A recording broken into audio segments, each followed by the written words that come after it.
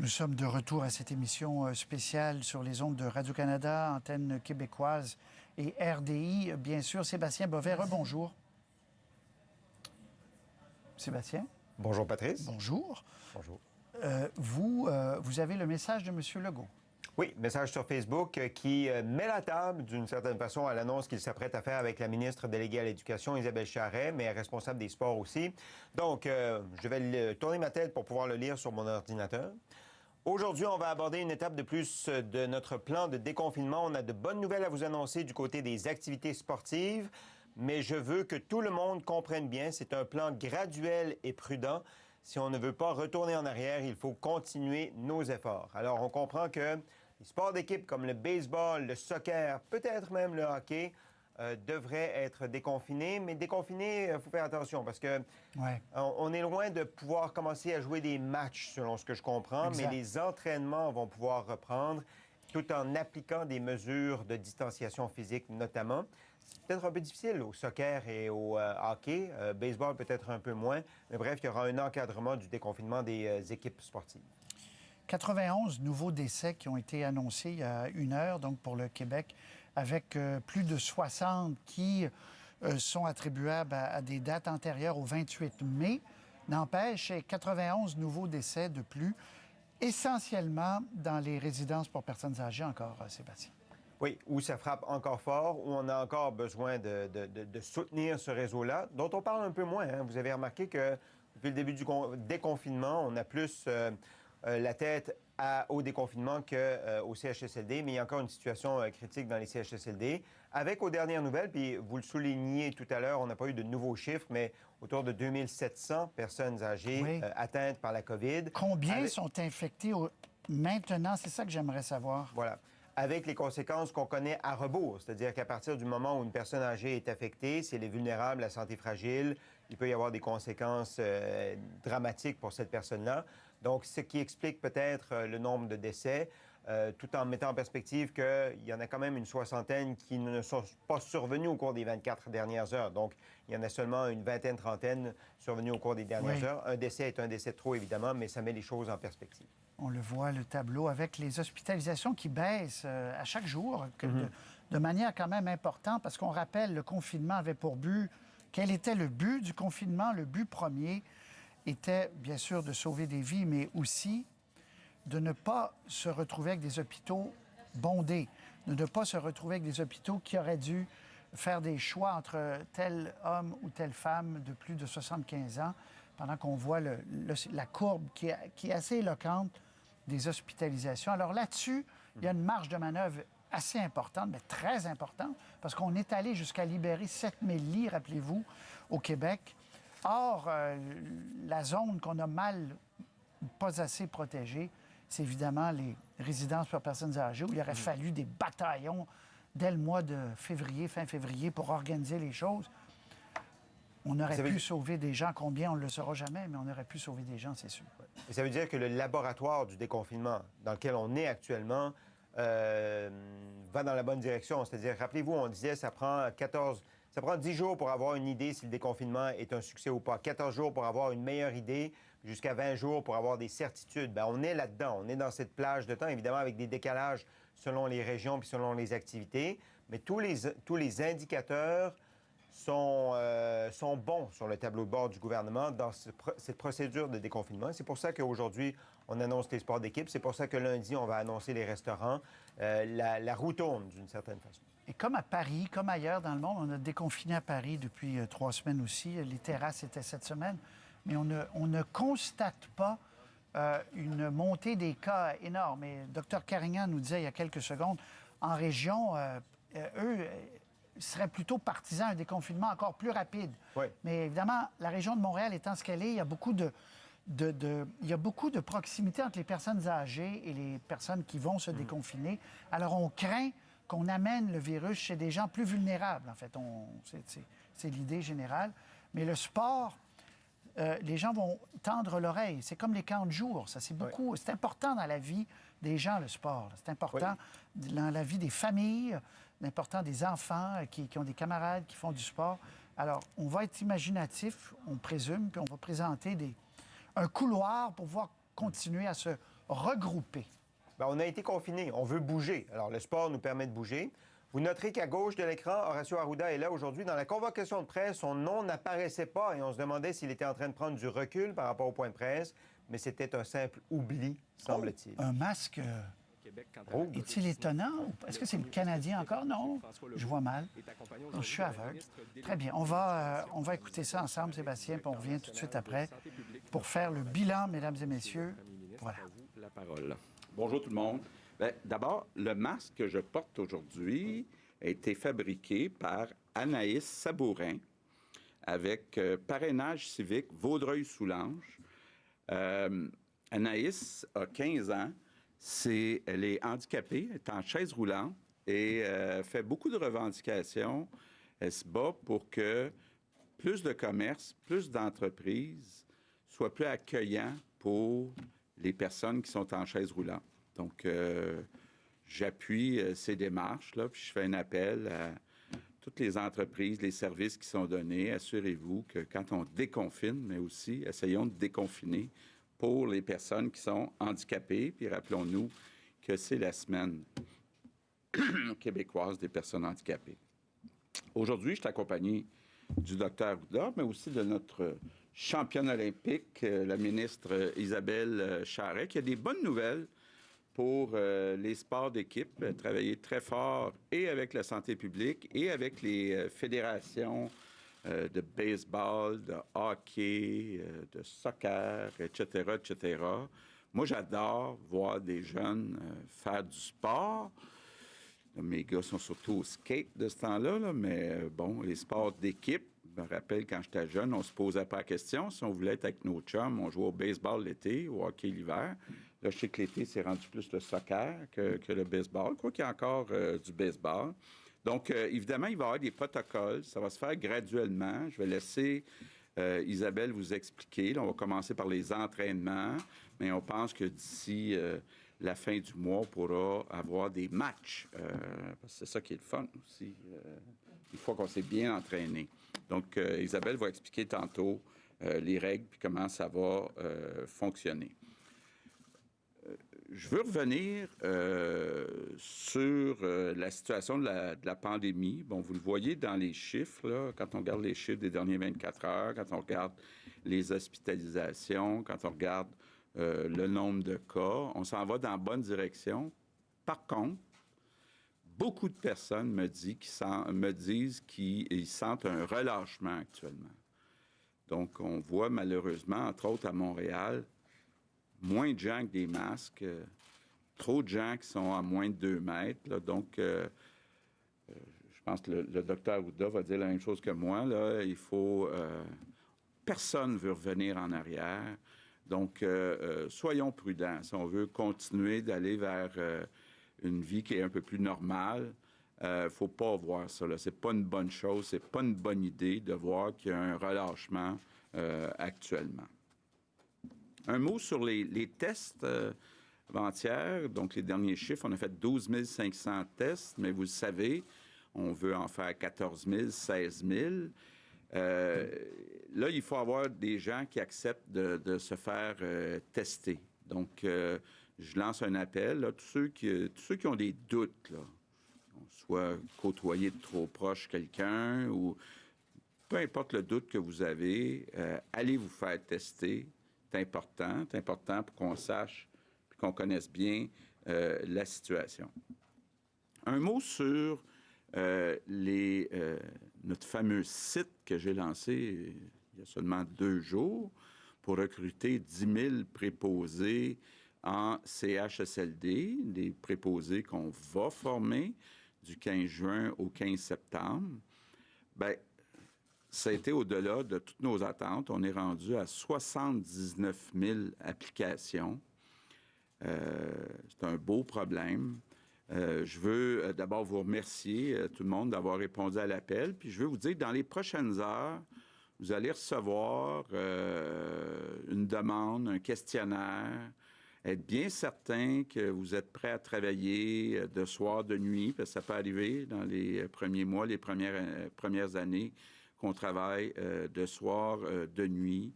On est en train de regarder aussi, compte tenu du nombre, là, pour vous demandez certains engagements là, pour travailler un certain temps, étant donné que le gouvernement, donc tous les contribuables, payent pour la formation.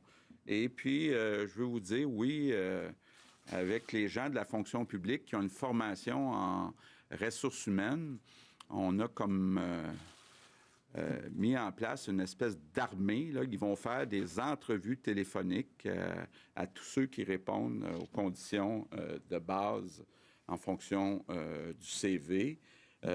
Donc, on vise toujours, là, 15 juin, c'est dans une semaine et quelques jours. Là, donc, on va travailler très fort dans les prochains jours. Et puis, encore une fois, merci. Un mot sur l'impact sur les résidences privées. Bon, vous avez vu beaucoup de réactions, résidences privées qui se disent, étant donné que vous payez mieux, on va perdre du personnel. Bon, d'abord, on va le savoir, là, d'ici la fin de la semaine prochaine, on va savoir c'est qui les 10 000 personnes qui sont choisies. Donc, on va savoir exactement le nombre de personnes parmi ces 10 000 qui viennent de résidences privées. Donc, vous le savez, depuis le début de la crise, on a aidé les résidences privées, entre autres avec le 4 de l'heure qui est payé par le gouvernement. On va continuer d'aider avec la permission des gens, étant donné qu'on a 79 000 applications, 10 000 emplois, ça veut dire qu'il y a une soixantaine de milliers de personnes là, qui sont intéressées. Puis, je veux rappeler aussi, les gens qu'on choisit, ce sont des gens qui n'ont pas de formation comme préposés aux bénéficiaires.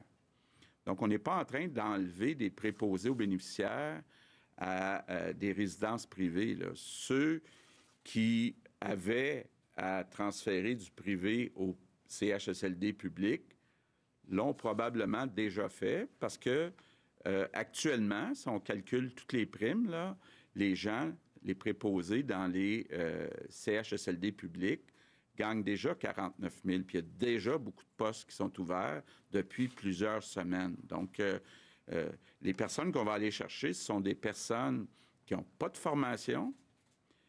Donc, ça va nous faire 10 000 personnes de plus qui ont une formation. Donc, je pense qu'il n'y a personne qui peut être contre ça. Puis évidemment, là, ça serait injuste de ne pas prendre ceux qui peuvent venir de certaines résidences privées. Mais je veux quand même dire, là, avec le président du Conseil du Trésor, on est en train de regarder ce qu'on peut faire, entre autres, pour les résidences qui sont, en guillemets, conventionnées, donc où c'est le gouvernement qui place un certain nombre de personnes dans des résidences privées. Puis, bon, pour ce qui est des résidences privées, bien là, on regarde aussi la situation. Il y a des petites résidences privées qui vont peut-être avoir besoin d'aide financière. Il faut comprendre aussi qu'il y a des grandes résidences privées qui vont devoir augmenter les salaires qu'ils payent à leurs employés. Là. Donc, bon, mais ce sont des entreprises là, qui sont là pour quand même aussi faire des profits. Je veux revenir sur la situation du nombre de décès, puis les fameux fax. Là. Monsieur le docteur Ouda a subi quelques-unes de mes colères depuis 3 mois. Écoutez, mes 2 gars ne savent même pas c'est quoi un fax. Là. Donc, juste pour vous dire comment c'est archaïque. Et c'est pas une affaire qui date d'hier. Là. On n'a pas investi dans les 10, 15, 20 dernières années assez dans l'informatique. C'était toujours en bas de la liste au ministère de la Santé. Donc, il y a du travail à faire. On a commencé à le faire.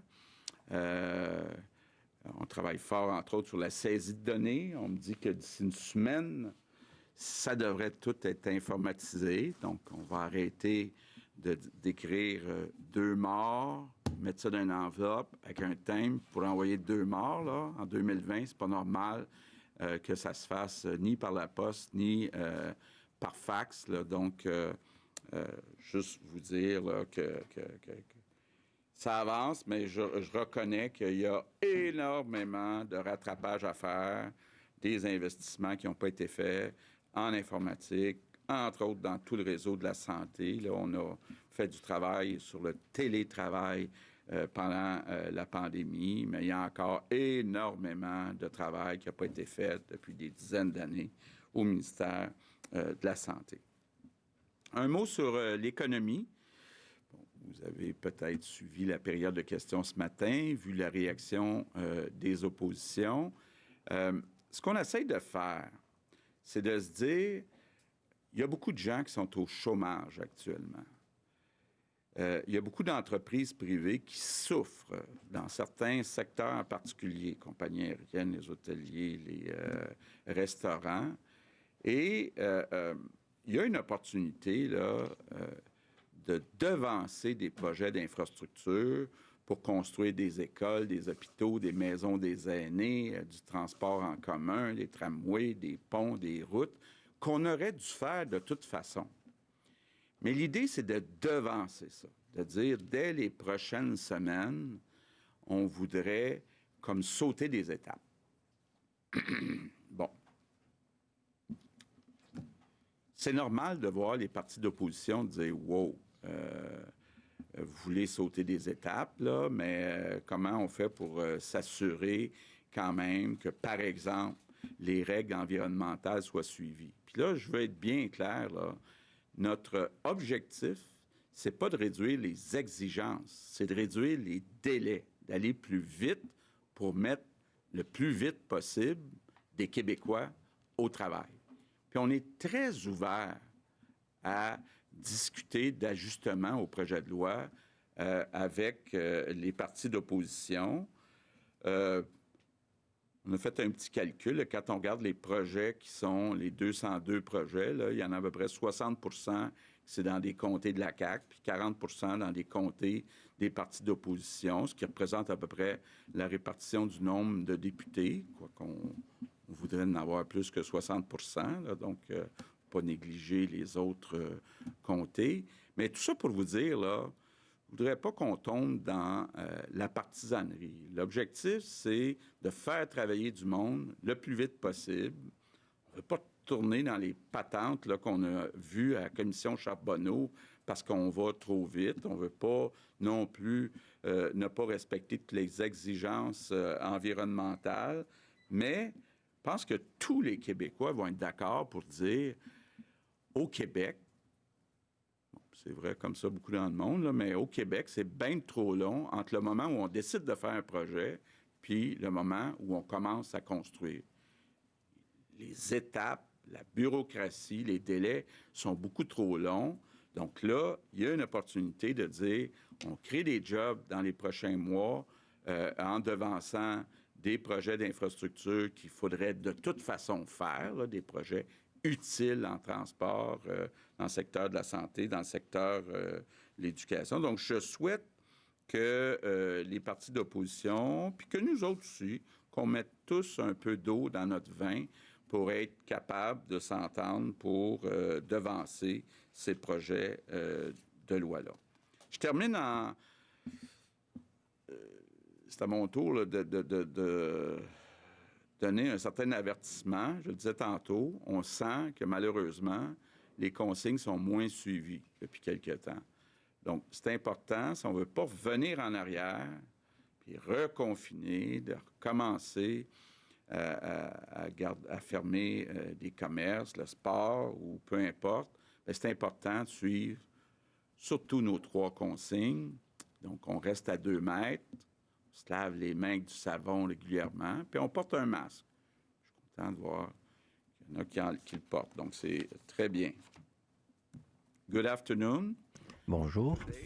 Aujourd'hui, nous annonçons une nouvelle étape dans le plan de réouverture.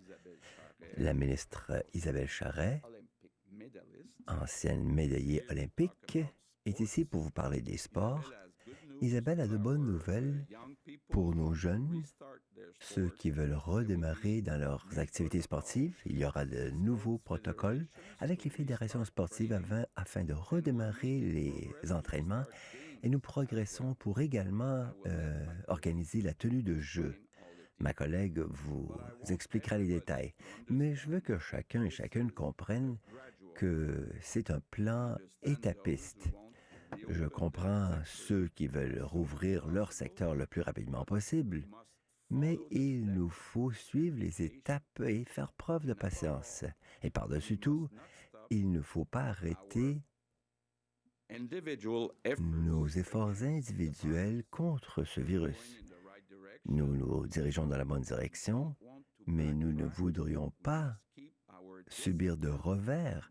Il faut faire preuve de discipline, continuer la distanciation physique, laver les mains et de porter un masque en public. Je compte sur vous. Merci. Sur ce, je passe la parole à la ministre Isabelle Charret. Merci, Monsieur le Premier ministre. Je ne sais pas si vous avez eu la chance de remarquer le masque que je portais qui m'a été gracieusement offert par Baseball Québec. Donc, évidemment, ça augure une belle nouvelle aujourd'hui. Il y a quelques semaines, on annonçait la première phase de déconfinement des activités sportives de loisirs et de plein air, comme le golf, le tennis, le vélo de montagne. Et ça, évidemment, ça a fait beaucoup d'heureux. Mais toutefois, on sait très bien que plusieurs attendent toujours le retour de leur sport favori, principalement les jeunes. Alors, la situation actuelle est encourageante, de sorte qu'on a eu enfin le feu vert de santé publique pour passer à la prochaine phase de déconfinement. J'ai donc aujourd'hui le plaisir de vous annoncer la reprise progressive, et j'insiste sur progressive, des sports collectifs extérieurs à compter du 8 juin. Le soccer et le baseball, entre autres, pourront reprendre graduellement dès cette date, pourvu qu'ils respectent les règles de distanciation, les activités se déroulent à l'extérieur. Donc, voilà, les règles de distanciation de 2 mètres doivent être respectées en tout temps. Dans un premier temps, les activités se dérouleront sous la forme d'entraînement supervisé ou de concours d'habileté. Une nouvelle directive qui permettra aux jeunes Québécoises et Québécois de renouer progressivement avec leur sport préféré. Et pour encadrer cette pratique sportive dans la phase d'entraînement, les fédérations sportives, dont je salue le travail d'ailleurs, qui ont travaillé très fort à élaborer des guides de reprise pour les joueurs, pour les entraîneurs et les organisateurs, pour recommencer les activités, tout en respectant évidemment les principes de distanciation physique. Concernant la reprise des matchs dont vous avez fait allusion, pour les sports d'équipe, ils pourraient reprendre dès la fin du mois de juin. Cependant, les guides qui auront été préparés par les fédérations devront être approuvés par la santé publique. Alors, on se croise les doigts. Si tout va bien, à la fin juin, on va pouvoir reprendre une forme de match pour les sports d'équipe. Déjà, je vous le dis, Sport Québec, Baseball Québec, Hockey Québec et une trentaine de fédérations sportives ont préparé des protocoles de reprise qui seront analysés dans les prochains jours. Évidemment, on le rappelle, plusieurs adaptations devront être faites afin que la pratique des sports d'équipe permette à tous de demeurer en sécurité. Comme je le mentionnais lors de la première phase de reprise, il faut être conscient que le sport ne se jouera pas de la même façon cet été. Il faut être conscient qu'il y aura beaucoup d'adaptations à faire, mais j'ai quand même confiance que le plaisir sera au rendez-vous. Et je suis convaincue que nos jeunes, et certains moins jeunes aussi, pourront se réjouir de l'annonce d'aujourd'hui. En plus du retour des sports d'équipe, je confirme aussi que dès le 8 juin, les piscines privées ouvertes au public, par exemple les campings, pourront aussi rouvrir. Un guide a été préparé par l'Association des responsables aquatiques du Québec pour accompagner les propriétaires. Et finalement, la pratique supervisée de sport individuel est aussi maintenant permise. Comme les cours de yoga ou les activités de plein air guidées pourront, des activités qui se déroulent à l'extérieur, bien entendu, dans le respect de la consigne du 2 mètres, pourront aussi reprendre le 8 juin. Les nombreux adeptes de ces activités pourront se référer aux fédérations sportives québécoises ou aux organismes nationaux de loisirs qui mettront à leur disposition des guides de reprise des activités. En terminant, j'aimerais souligner et féliciter la patience des jeunes. Je sais, ils ont très hâte de retrouver leur sport, leurs activités. Alors, je les remercie de leur solidarité, je les remercie de leur résilience. Je peux imaginer à quel point c'est difficile pour eux d'être privés de leur passion. Alors, merci, puis gardez espoir, ça s'en vient. Et je pense que l'annonce d'aujourd'hui est un premier pas vers un retour encore plus grand Et pour ceux qui vraiment sont affectés par la situation, je vous rappelle aussi qu'il y a des ressources, Sportaid, entre autres, qui peut donner des ressources, qui peut être une écoute aussi pour les athlètes, pour les parents, mais aussi pour les entraîneurs. Mais je pense, encore une fois, que l'annonce d'aujourd'hui donne de l'espoir à tous ceux qui ont hâte de retrouver leurs activités favorites. Et je m'en réjouis et très contente de pouvoir vous annoncer ça aujourd'hui. Merci. Très bien, je vous remercie. Alors, pour la période des questions en français, nous allons débuter aujourd'hui avec Marie-Michel Sioui, Le Devoir. Oui, bonjour.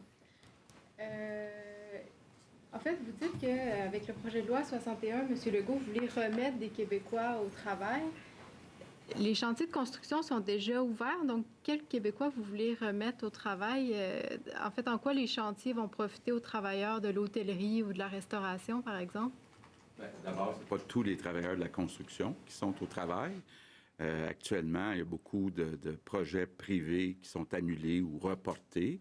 Donc, ce qu'on veut faire, c'est de remplacer un peu le secteur privé par le secteur public, puis s'assurer, là, moi je l'ai dit souvent, je souhaite dans les prochaines semaines qu'il n'y ait pas un travailleur ou travailleuse de la construction qui soit chez eux, mais que tout le monde soit au travail. Puis en construisant des écoles, des hôpitaux, des routes, du transport collectif, bien, on va pouvoir faire travailler tous ces gens-là. Toujours au sujet du projet de loi 61, est-ce que c'est quelque chose que vous ne souhaitez pas de devoir prolonger l'état d'urgence sanitaire pendant 2 ans? Bien, écoutez, on ne sait pas, là. Je pense que personne ne le sait. Est-ce qu'il y aura une deuxième vague? Combien ça durera de temps? On ne le sait pas. On le sait Est-ce pas que à ça ce peut être moment-ci. utile pour vous, en fait, de le garder en vigueur pendant 2 ans? Bien, utile. Moi, si j'étais capable de savoir que demain matin, il y a un vaccin puis qu'on a plus besoin de l'urgence sanitaire, là, je serais le gars le plus heureux, mais on ne peut pas actuellement le savoir combien de temps. Il y a des experts qui disent que ça peut être 1 an, 2 ans, peut-être plus même. Merci. Prochaine question, Hugo Pilon-Larose, La Presse. Bonjour à tous. La vérificatrice générale, hier, manifestait son inquiétude par rapport à l'accélération des mises en chantier dans le contexte où elle disait, déjà en temps normal, le ministère des Transports manquait de rigueur quant à l'estimation des coûts des projets. Craignez-vous que l'accélération que vous voulez faire de mise en chantier pourrait entraîner une hausse des coûts? Est-ce qu'on va payer le gros prix finalement là, pour accélérer tout ça? Bien, d'abord, comme je le disais, actuellement, malheureusement, c'est pas tout le secteur de la construction qui est occupé. Donc, techniquement, par le jeu de l'offre et la demande, on peut avoir une certaine assurance qu'il n'y aura pas une surinflation parce qu'il y a trop de projets par rapport à la capacité du secteur de la construction. Mais il faut toujours être prudent, puis il faut s'assurer, quand on dit qu'on va aller plus rapidement, là, il y a toutes sortes de délais des différents ministères, c'est très long. Et je donnais ce matin l'exemple de la ligne bleue du métro de Montréal. Bien là, on me dit, là, par exemple, si on n'avait pas un projet comme ça, là, il pourrait ne rien se passer pendant les 2 prochaines années. Parce que c'est compliqué, là. Il y a des expropriations, il y a des schémas qui doivent être faits. Nous, ce qu'on veut, ça soit bien fait, mais fait rapidement. Puis évidemment, de mettre en compétition les gens. Puis moi, j'ai très confiance en Christian Dubé, puis le président du Conseil du Trésor. Puis là, les différents ministres. Il y a 3 ministres qui sont surtout impliqués. Là. Donc, il y a la santé, il y a l'éducation, puis il y a le transport. Et on fait attention dans les 3 ministères là, qu'on s'assure qu'on obtienne les meilleurs prix possibles. Sur le succès que vous avez mentionné là, du recrutement, de la campagne de recrutement pour des préposés en CHSLD, j'aimerais comprendre comment vous pouvez prévenir l'exode des travailleurs, pas nécessairement des préposés bénéficiaires, mais des travailleurs qui sont dans les résidences pour personnes âgées ou dans les ressources intermédiaires. D'ailleurs, on m'explique que dans les ressources intermédiaires, les préposés n'ont pas de la formation pour pouvoir travailler en CHSLD. Donc, plusieurs pourraient décider d'être intéressés de la suivre, cette formation-là, et quitter le réseau des ressources intermédiaires. Donc, qu'est-ce que vous pouvez faire pour empêcher cet exode, un exode qui pourrait survenir à quelques semaines ou mois d'une deuxième vague? Là, on pourrait créer un problème ailleurs pour une deuxième vague. Bon. D'abord, les 79 000 personnes qui ont appliqué là, sont des gens qui sont intéressés à s'occuper de nos aînés, mais qui n'ont pas de formation comme préposés aux bénéficiaires. Donc, ça c'est important de garder ça en tête, là. On va former plus de gens. Il va y avoir 10 000 personnes de plus au Québec qui vont être formées pour bien s'occuper de nos aînés. Donc ça, c'est une très bonne nouvelle. Est-ce que les résidences qui vont perdre des gens pas formés vont être capables de trouver de nouvelles personnes pas formées pour l'instant pour les remplacer? Bien là, avec la permission des 69 000 personnes qui n'ont pas été choisies, on pourrait au moins envoyer ces CV-là. Il y a 10 000 personnes aussi dans notre réseau qui sont venus travailler avec Je contribue de façon temporaire, des gens encore là pas formés. Ce qu'on est en train de regarder entre la santé et le Trésor, c'est aussi, bon, déjà on a offert des compensations financières, puis comme je disais tantôt, il y a des résidences qui sont conventionnées. Donc, c'est nous autres qui demandons service au privé, puis là, bien, les tarifs qu'on paye doivent être ajustés. Mais il y a des grandes résidences, là, est-ce qu'ils ont besoin d'aide? Ben, tu sais, à un moment donné, il y a un équilibre à avoir entre le salaire qu'on paye nos employés puis le profit qu'on tire. Donc, ça, c'est la vraie vie du secteur privé. Moi, je pense que, puis je l'ai déjà dit, je pense que les salaires, de façon générale, vont devoir augmenter dans le secteur privé. Prochaine question, Olivier Bossé, Le Soleil. Bonjour, Mme Charret. Qu'en est-il, vous avez parlé de la reprise des matchs, peut-être, à la fin juin. Qu'en est-il des équipes d'élite ou même professionnelles, mineures, ou comme les Capitales, par exemple, qui jouent en stade extérieur? Est-ce qu'ils peuvent penser avoir une saison dans le sens du monde cette année? Oui, bien en fait, ça sera en concordance avec la santé publique. C'est sûr qu'on travaille avec eux, avec les protocoles, puis la santé publique, puis M. Dr. Arruda pourra compléter. Mais déjà, la fin juin, là, c'est une date qui est déjà avancée là, pour des formes de match. Dr. Arruda. Effectivement, écoutez, d'où l'importance, puis je vais répéter encore, vous allez me trouver... D'où l'importance que les gens respectent les consignes pour pas qu'on ait à revenir en arrière là, dans les fêtes.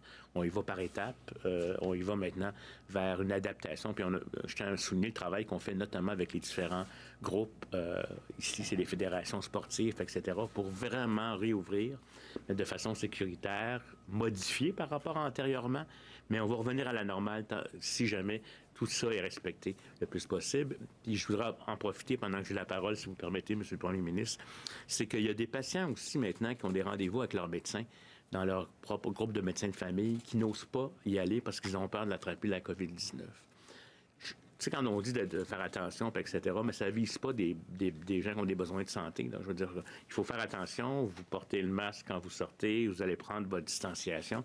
Mais il ne faut pas éviter les cliniques médicales actuellement, là, si vous avez des besoins, parce qu'il ne faudrait pas que ça vous emmène vers la maladie alors qu'on peut prévenir certaines choses, ou du moins rester stable au point de vue de votre état de santé. Fait que je voulais quand même le mentionner en termes de santé publique. Et je répète encore, malgré tout le vent de l'été, malgré toute cette impression de liberté qui nous revient, une liberté contrôlée, si je pourrais dire, j'appellerais liberté conditionnelle, il faut respecter les consignes pour que ça continue à bien aller. On est heureux de voir que les indicateurs vont dans le bon sens, mais vous le savez, particulièrement dans la région métropolitaine, c'est fragile.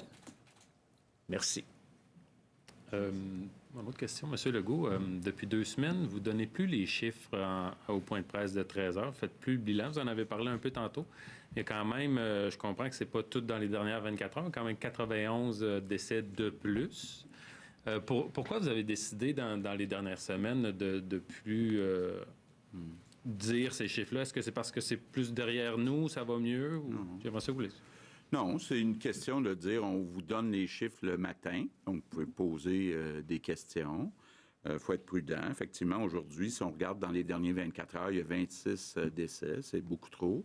Mais on voit quand même sur les graphiques, là, quand on regarde les vrais jours de décès des personnes, qu'il y a une amélioration.